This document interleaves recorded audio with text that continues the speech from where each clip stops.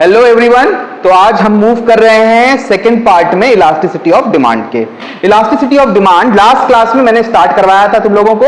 एक elasticity of demand का definition बताया था, दूसरा मैंने बताया था कि कितने तरह की इलास्टिसिटी होती है, price elasticity, income elasticity, cross elasticity, और ये टाइप ऑफ इलास्टिसिटी होती है। उसके अलावा मैंने आपको बताया कि दो मेथड हैं इलास्टिसिटी मेजर करने के, एक आपका आर्क मेथड है, एक आपका पॉइंट मेथड है। आर्क मेथड में दो मेथड होते हैं, एक परसेंटेज मेथड, दूसरा टोटल एक्सपेंडिचर मेथड।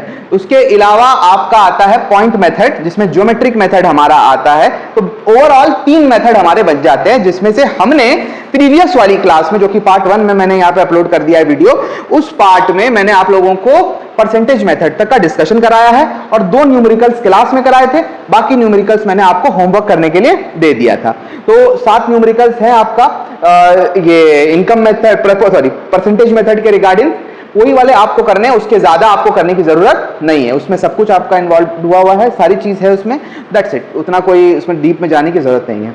उसके अलावा टोटल एक्सपेंडिचर मेथड है और ज्योमेट्रिक मेथड है, बट वो मेथड कराऊं मैं उससे पहले आज आपके साथ मैं सबसे पहले डिस्कस करूंगा टाइप ऑफ इलास्टिसिटी। क्या डिस्कस करूंगा?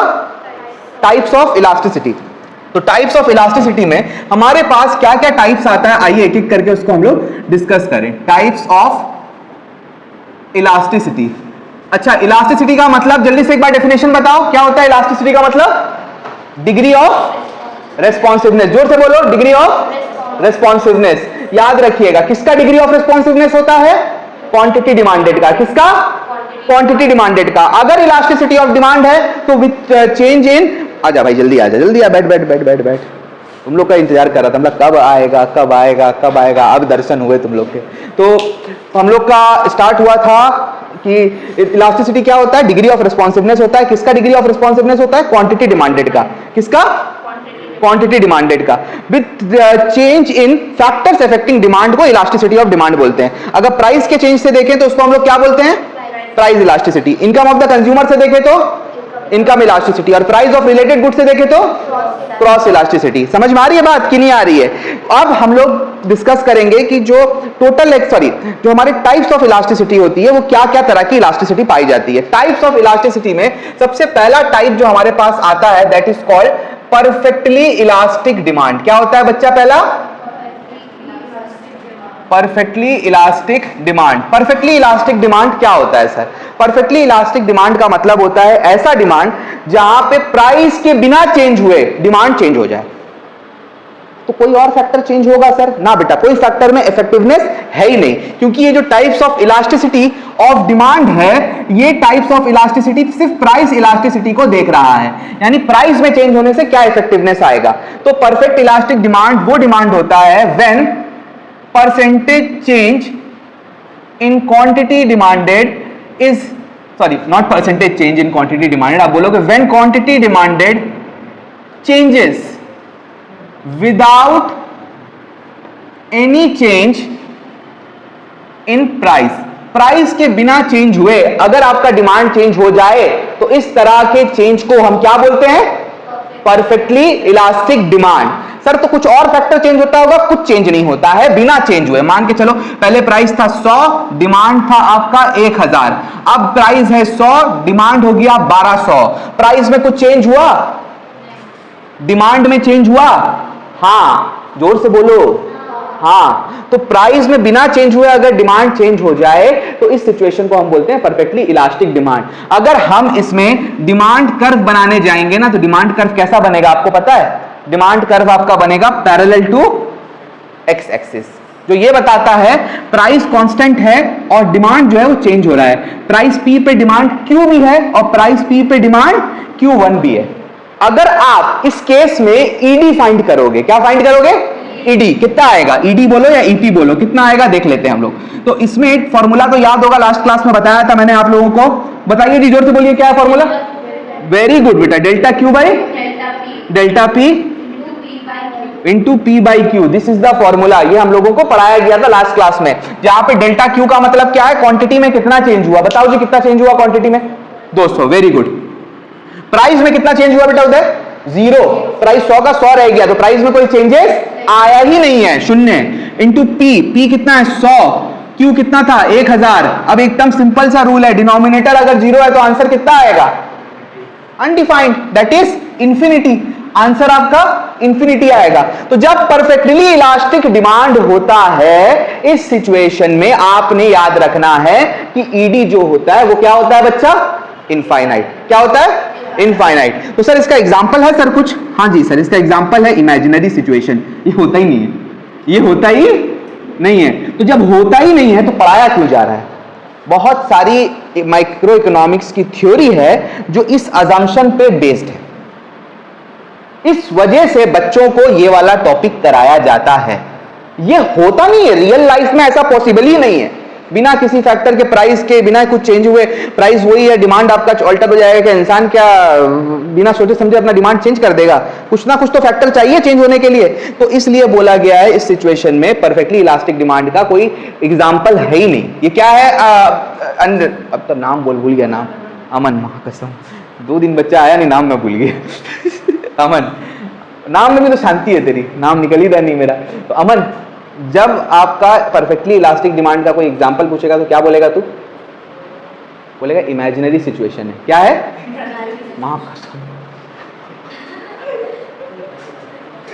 भूल जा उसको, ध्यान इधर, क्या सिचुएशन है,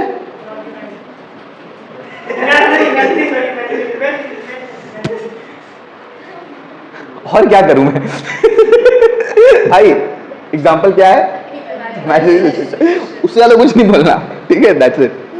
दूसरा कंडीशन क्या है बेटा, पहला हो गया परफेक्टली इलास्टिक डिमांड, दूसरा है perfectly in elastic demand. Perfectly elastic demand का उल्टा होता है perfectly in elastic demand. Perfectly in elastic demand कब अराइज होता है, परफेक्टली इन इलास्टिक डिमांड तब अराइज होता है when quantity demanded of a commodity does not change with any change in price. Price में कुछ भी चेंज हो जाए, आपका डिमांड चेंज होने वाला नहीं है। इस सिचुएशन को आप क्या बोलते हैं, परफेक्टली इन इलास्टिक डिमांड। अब इसमें क्या होता है सर, देखिए मान के चलिए प्राइस जो था 100, क्वांटिटी था 200, प्राइस हो गया 200, क्वांटिटी लेकिन रह गया 200।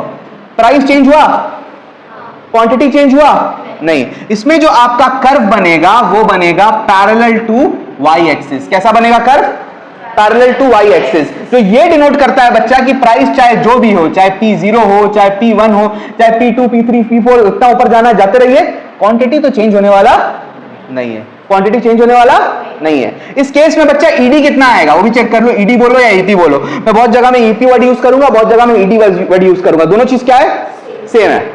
तो ईपी इस केस में कितना आ रहा है, डेल्टा क्यू कितना है बता Anik, delta Q is 0, delta P कितना है 100, वेरी गुड बच्चा। पी कितना था 100 और क्यू कितना था। अब बच्चा न्यूमरेटर में अगर शून्य आ जाए तो आंसर क्या आता है 0। देखो डिनोमिनेटर में 0 आ जाए तो अनडिफाइंड है, लेकिन न्यूमरेटर में 0 आए तो आंसर क्या होगा 0। तो इस केस में आपका आंसर हो जाएगा 0। सर सिचुएशन है, एग्जांपल बोलो अनिल, अमन इसका एग्जांपल बोलो। नालायक, पिछला साल पढ़ लिया है तू, 1 महीना पहले इसको पढ़ा के छोड़ा हूं मैं। बताओ उदय क्या एग्जांपल है। वेरी वेरी गुड बच्चा, बच्चे ने एग्जांपल दिया, मस्त एग्जांपल, और यही एग्जांपल आप यूज करोगे। एग्जांपल है लाइफ सेविंग ड्रग्स, जान बचाने वाली दवा। आपको डॉक्टर ने कह दिया है कि आपको अपनी जान बचाने के लिए XYZ दवा का 2 गोली खाना है। दाम अगर 10 रुपया हो तो भी 2 गोली खाना है, दाम अगर 10 लाख हो तो भी 2 ही गोली खाना है। ऐसा नहीं है कि आपके पास दाम कम हो गया तो आप बोलोगे पूरी खुराक एक साथ खा ले, जितना डॉक्टर बोलेगा आप उतना ही खाओगे। उसी तरीके से इसका एक और एग्जांपल क्या है बच्चा, सॉल्ट। सॉल्ट खाने में कितना डलता है, स्वाद अनुसार। कैसे डलता है, हस्बे जायका, द वर्ड इज हस्बे जायका। अपने जायके के अनुसार, अपने स्वाद के अनुसार आप नमक डालते हो खाने में। नमक अगर 20 रुपए किलो मिले तो भी आपका उतना ही नमक डलेगा, 100 रुपया मिले तो भी उतना ही डलेगा, इनफैक्ट 1000 रुपया मिले तो भी उतना ही नमक डलेगा। नमक का दाम से आपके खाने का स्वाद जाने वाला ऐसा नहीं है कि 1 रुपया किलो नमक मिला तो आप बाल्टी भर नमक डाल दोगे, भाई नमक उतना ही डालेगा जितनी उसकी जरूरत है। इस सिचुएशन में डिमांड जो होती है वो क्या डिमांड होती है? Perfectly inelastic demand. कितना तरह का डिमांड हम लोग सीख चुके हैं? पहला क्या? दूसरा demand inelastic, perfectly elastic and perfectly inelastic. अब हम लोग आते हैं तीसरे डिमांड पे अपने। तीसरा डिमांड हमारा क्या है सर? सर मिटा दिए, कैसे लिखेंगे? नोट्स दे देंगे, घबराओ मत।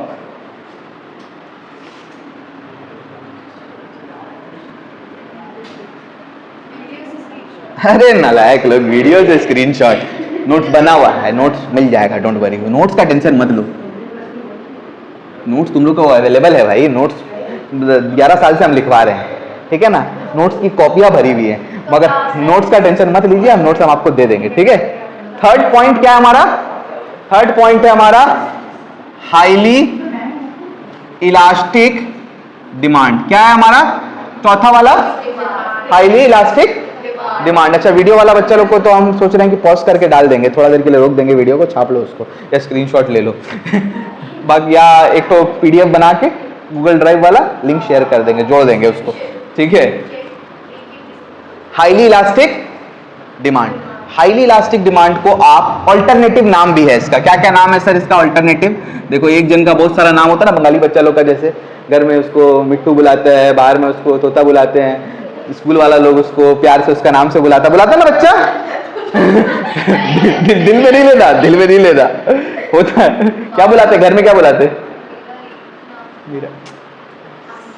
ओरिजिनल बंगाली नहीं है ये, श्योर है। अनुष्का कितना नाम है घर में? लेकिन इनफैक्ट होता है कि नहीं होता है बच्चा? होता है ना, यस। वर्ड आप यूज कर सकता है बच्चा, रिलेटिवली, एग्जैक्टली। क्या वर्ड है बेटा? रिलेटिवली। क्या वर्ड है?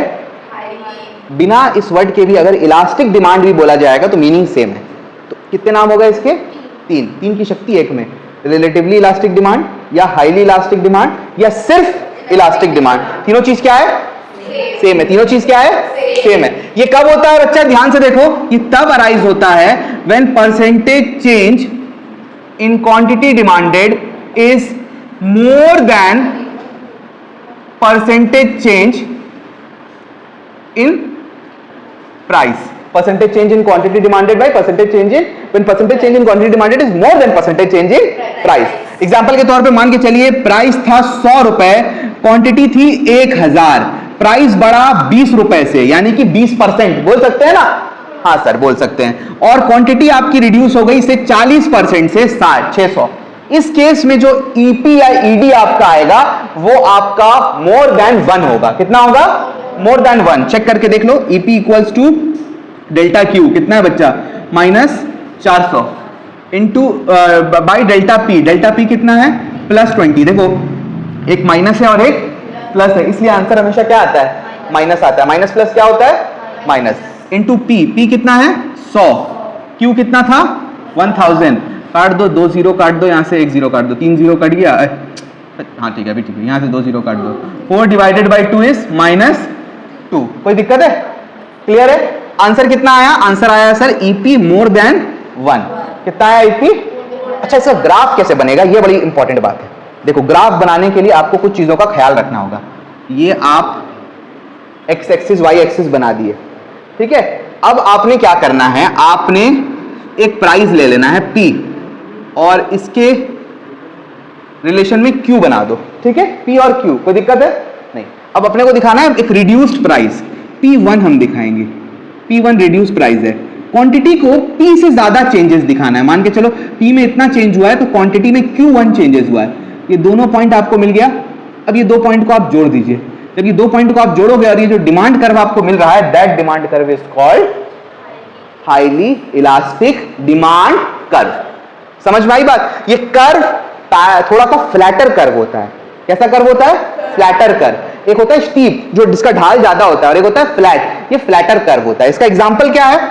इसका एग्जांपल है, बताओ कि कौन सा ऐसा गुड है जिसका थोड़ा सा दाम बढ़ने से आदमी खरीदता नहीं है, और जब थोड़ा सा दाम घटता है तो लोग जोर से खरीदने लग जाते हैं?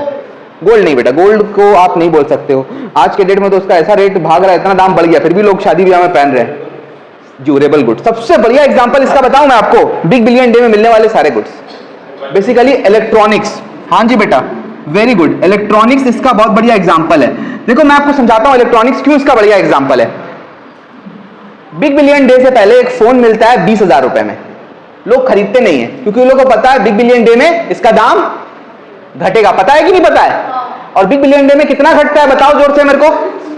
1,000 रुपया, 2,000 रुपया, उससे ज्यादा घटता है भाई? रियलिटी है ना, इतने साल से आप लोग फ्लिपकार्ट को फॉलो कर रहे हो, प्राइस कितना फॉल होता है पता है सबको? 1,000 रुपए 2,000 रुपया फॉल होगा, लेकिन पता है फॉल होगा 2,000 रुपया कम हुआ। मार्केट में डिमांड कैसा बढ़ता है? एकदम पीक में बढ़ जाता है। और बिग बिलियन डे के नेक्स्ट डे मार्केट में कोई फोन का रेट जो 1,000 रुपया बढ़ जाता है, सब खरीदने वाले बंद कर देते हैं खरीदना। करते हैं कि नहीं करते हैं? डिमांड क्या कहलाएगा? Highly elastic demand. क्या कहलाएगा बच्चा? Highly elastic demand. कोई दिक्कत है इसमें? समझ में आई बात?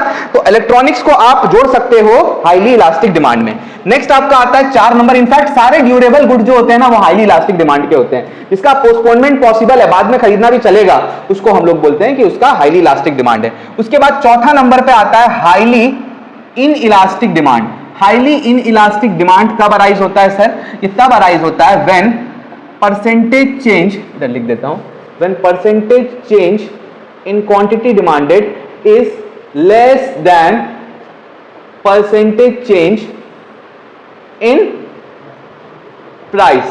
इसको हम लोग बोलते हैं हाईली इनइलास्टिक डिमांड। आपका प्राइस में ज्यादा चेंज हुआ लेकिन आपका डिमांड जो है कम चेंज हुआ। प्राइस में बहुत ज्यादा चेंजेस देखने को मिला लेकिन डिमांड उतना इफेक्टिव नहीं हुआ।